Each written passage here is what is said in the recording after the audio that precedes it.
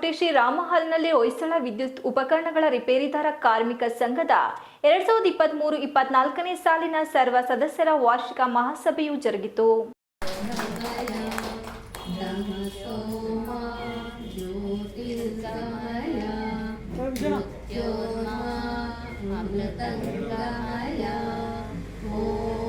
ಕೆಲವು ಅಂಶಗಳನ್ನು ಅಳವಡಿಸ್ಕೊಂತ ಹೋಗಿ ಅತಿ ಮುಖ್ಯವಾಗಿ ಕಸ್ಟಮರ್ ಜೊತೆ ನಗುಮುಖದಿಂದ ಮಾತಾಡಿ. ಅವರಿಷ್ಟೇ ಕಾರವಾಗಿರಲಿ, ಅವರಿಷ್ಟೇ ವಿರುದ್ಧವಾಗಿರಲಿ, ನಗುಮುಖದಿಂದ ಮಾತಾಡಿ. ನಗುವಿನಿಂದ ಏನನ್ನ ಬೇಕಾದ್ರೂ ಗೆಲ್ಬೋದು ನೀವು. ಉದ್ಘಾಟನೆಯನ್ನು ಬೆಂಗಳೂರಿನ ಟಿವಿ ಟೆಕ್ನಿಷಿಯನ್ ಅಸೋಸಿಯೇಷನ್ ಅಧ್ಯಕ್ಷರಾದ ಶಶಿಕುಮಾರ್ ಉಪ್ಪಾರ್ ಅವರು ನಡೆಸಿದರು. ಉದ್ಘಾಟನೆ ನಡೆಸಿ ಮಾತನಾಡಿದ ಅವರು, ಸಂಘವು ಉತ್ತಮ ರೀತಿಯಲ್ಲಿ ನಡೆಯುತ್ತಿದ್ದು ಅದರ ಚಟುವಟಿಕೆಗಳನ್ನು ತಿಳಿದು ನಮಗೆ ಸಂತೋಷವಾಗಿದೆ ಮತ್ತು ಸಂಘವು ಹೀಗೆ ಮುಂದೆ ನಡೆದುಕೊಂಡು ಹೋಗಲಿ ಎಂದು ಶುಭ ಹಾರೈಸಿದರು.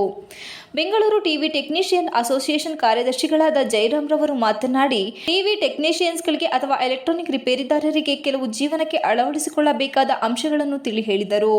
ಮುಖ್ಯವಾಗಿ ದಿನ ಬೆಳಿಗ್ಗೆ ಎದ್ದು 1 ಗಂಟೆ ವ್ಯಾಯಾಮ, ಯೋಗಾಸನ ಅಥವಾ ವಾಕ್ ಮಾಡುವಂತೆ ಮತ್ತು ಸೂಕ್ಷ್ಮ ಅಂಗದ ಕಣ್ಣಿಗೆ ವ್ಯಾಯಾಮ ಹೇಗೆ ಮಾಡಬೇಕು, ಅದರ ಪ್ರಾಮುಖ್ಯತೆ ಏನು ಎಂಬುದರ ಬಗ್ಗೆಯೂ ತಿಳಿಸಿದರು.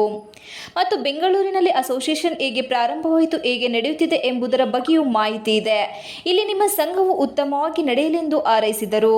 ಹೊಯ್ಸಳ ಎಲೆಕ್ಟ್ರಾನಿಕ್ ರಿಪೇರಿದಾರರ ಕಾರ್ಮಿಕ ಸಂಘದ ಅಧ್ಯಕ್ಷರಾದ ವಿಜಯ್ ಕುಮಾರ್ ಅವರು ಮಾತನಾಡಿ, ನಮ್ಮ ಸಂಘವು 2022ರಲ್ಲಿ ಪ್ರಾರಂಭವಾಗಿ 2 ವರ್ಷಗಳ ನಂತರ ಇಲ್ಲಿಯವರೆಗೂ ತಟಸ್ಥವಾಗಿದ್ದು ಈಗ ಅದನ್ನು ಪುನರಾರಂಭಿಸಿ ಉತ್ತಮ ರೀತಿಯಲ್ಲಿ ನಡೆಸಿಕೊಂಡು ಹೋಗುವ ಬಗ್ಗೆ ವಿವರಿಸಿದರು. ಈಗಾಗಲೇ ನಾವು ಸಂಘದಲ್ಲಿ 70,000ವನ್ನು ಠೇವಣಿಯಾಗಿಟ್ಟು ಉಳಿದ 10,000 ರುಗಳನ್ನು ಚಾಲ್ತಿ ಖಾತೆಯಲ್ಲಿ ಉಳಿಸಿಕೊಂಡು ಯಾರಿಗಾದರೂ ವೈದ್ಯಕೀಯ ವೆಚ್ಚದ ಅಗತ್ಯ ಬಿದ್ದರೆ ಕೂಡಲೇ ಅದನ್ನು ಬಳಸುವುದಾಗಿ ತಿಳಿಸಿದರು.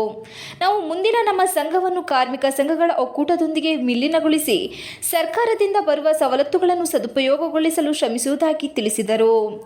ನಾವು ಇನ್ನು ಅನೇಕ ನಮ್ಮ ಸದಸ್ಯರುಗಳಿಗೆ ಜೀವನೋಪಾಯಕ್ಕೆ ಅನುಕೂಲವಾಗುವ ಹಲವಾರು ಕಾರ್ಯಕ್ರಮಗಳನ್ನು ಮಾಡುವುದಾಗಿ ತಿಳಿಸಿದರು. ನಮ್ಮ ಸದಸ್ಯರುಗಳೆಲ್ಲ ಒಟ್ಟಾಗಿ ನಮಗೆ ಸಹಕಾರ ನೀಡುತ್ತಿದ್ದು ಇದೇ ರೀತಿ ಸಹಕಾರವನ್ನು ಮುಂದೆಯೂ ಬಯಸುವುದಾಗಿ ತಿಳಿಸಿದರು. ಅದೇ ರೀತಿ ಈ ಸಂಘವನ್ನು ಪುನಃಸ್ಥಾಪಿಸಲು ಕಾರಣಭೂತರಾದ ಶಶಿಕುಮಾರ್ ಅವರಿಗೆ ವಂದನೆಯನ್ನು ಸಲ್ಲಿಸಿದರು. ಈ ಕಾರ್ಯಕ್ರಮದಲ್ಲಿ ಸಂಘದ ಎಲ್ಲ ಸದಸ್ಯರುಗಳು, ಕಾರ್ಯಕಾರಿ ಮಂಡಳಿ ಎಲ್ಲ ಹಾಜರಿದ್ದು ಕಾರ್ಯಕ್ರಮ ಯಶಸ್ವಿಯಾಗಿ ಜರುಗಿತು. ಈ ಕಾರ್ಯಕ್ರಮಕ್ಕೆ ಹಾಸನ ಮತ್ತು ಹೊಳೆನರಸೀಪುರದ ಅಧ್ಯಕ್ಷರು ಮತ್ತು ಕಾರ್ಯಕಾರಿ ಮಂಡಳಿ ಸದಸ್ಯರುಗಳು ಸಹ ಹಾಜರಿದ್ದರು. ಒಂದು 8,000 ರೂಪಾಯಿ ಮಾತ್ರ ಎಕ್ಸ್ಟ್ರಾ ಇಟ್ಕೊಂಡಿರ್ತೀವಿ. ಅದನ್ನೇನಾದರೂ ತುರ್ತು ಸಭೆಗೆ ನಾವು ತಗೊಳ್ತೀವಿ.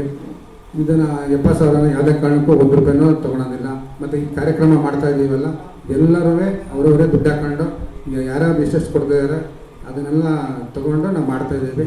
ಸಂಘದಿಂದ 1 ರೂಪಾಯಿನೂ ಉಪಯೋಗಿಸ್ತಾ ಇಲ್ಲ. ಅದೊಂದು ನಮ್ಮ ಸಂಘದ ಒಂದು ಗ್ರೇಟೆಸ್ಟ್ ಕೆಲಸ. ಹಾಗಾಗಿ ನೆನ್ನೆನೇ ಇಬ್ಬರು ಬಂದಿದ್ದಾರೆ.